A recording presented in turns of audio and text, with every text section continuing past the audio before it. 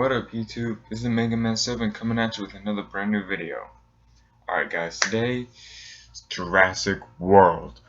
Today will be my Jurassic World video, and I have to say this movie kicked ass. This is exactly what a Jurassic World sequel or Jurassic Park sequel should be like. And it was so amazing because the second and the third movie were not even mentioned. It was freaking fantastic. This movie, I have to say, was really good. Now, of course, this is a review, so I have to go over some of the more bad stuff about it. Well, not really bad stuff, but just things that could have been done better. First of all, it had a good runtime. It was about 2 hours, 2 hours and 10 minutes, somewhere around there. It wasn't too terribly long, and it wasn't too terribly short. But God, that first like 30-40 minutes, oof, it's painful. You know, you're just kind of sitting there, you're kind of just like, okay, come on, let's get on with it. You know, I'm tired of sitting here. But, you know, all in all, it wasn't that bad. You know, eventually they get to the action, they did get to the main characters, and all was good. Now, I will be comparing this to the first movie because you kind of have to. It's like this movie, Jurassic World, is a direct sequel to the first one. The second and third movie did not even exist. It's like, okay, 20 years later, 22 years later, we're reopening the park from the first one. And, you know, like all cliche movies go, at first it starts off pretty good, but then things take a turn for the worst with the Indominus Rex. Now, the CGI versus the animatronics.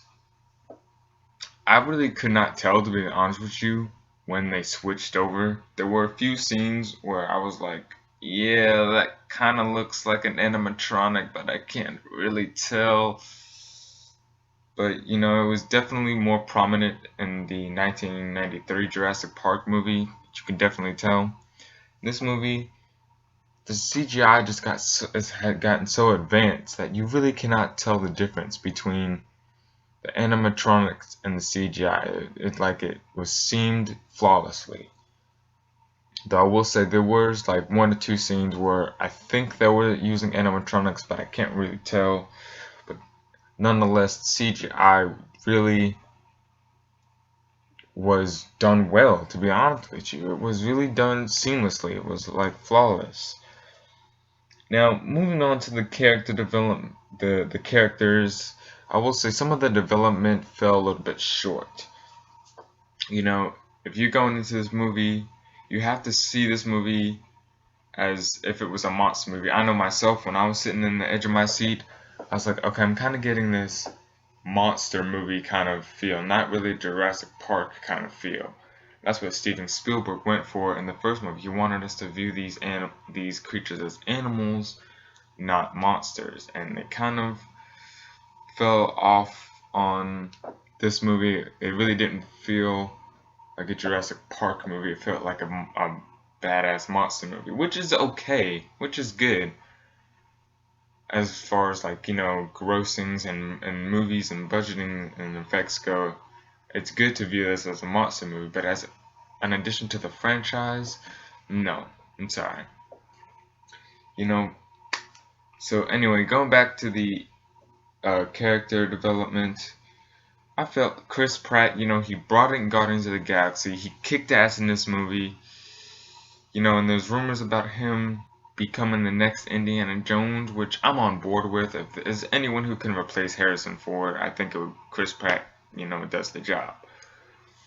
But just, he has no development. He's kind of just like this badass raptor whisperer that just comes out of nowhere. We don't know anything about him. You know, we don't know if he's a staff member or what his involvement is with the park. We just know that he's there for the action scenes and to look like a badass. Bryce Dallas Howard, her character was pretty well developed. You know, she was that cliche businesswoman who, as many of you seen in the trailer, did not view these creatures as animals. She views them as theme park attractions. Her character kind of thins out over the course of the movie. She does get a little bit better. I'm not going to do any spoilers for you guys. You know, and the two children, you know, Nick Robinson and Ty, whatever his name is, the other kid, they were pretty good. You know, their character development was pretty spot on. But you know, the main one I want to talk about was Chris Pratt. You know, and Vincent D'Onofrio. Yeah, Vincent D'Onofrio. He was the one that was kind of like, okay, what's your point? Like, you know what I mean? Like, he kind of had that, like, okay, there's nothing here for you to do, but just be there. Like, there's no point to your character. And you know, as bad as Chris Pratt is, I felt like the same way with him. Like him and Vincent D'Onofrio, they just were there to play the roles. They didn't really have a purpose for being there other than to be that person that they were playing. And I'm not going to give any spoilers away, but yeah, so that's really all I have to say about that. But you know, all in all, this was a great movie.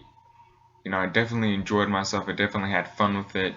Definitely something I would buy on DVD and watch multiple times, because it was really one of those movies that had you on the edge of your seat, and it was pretty intense.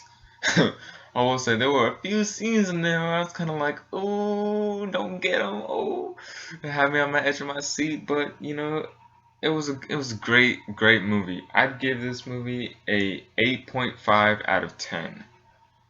You know, I had to take off a point for the character development. You know, it's not really there, and I had to take off half a point for the overall feel of the movie, like the tone. It was trying to be a monster movie and not really focus on being a Jurassic Park addition to the franchise, and that kind of what killed it for me. But you know, it was pretty good nonetheless. So let me know in the comments what you guys think of Jurassic World, and have you seen it? Let me know what you know. Please like and subscribe. And until next time, this is Mega Man 7 signing off.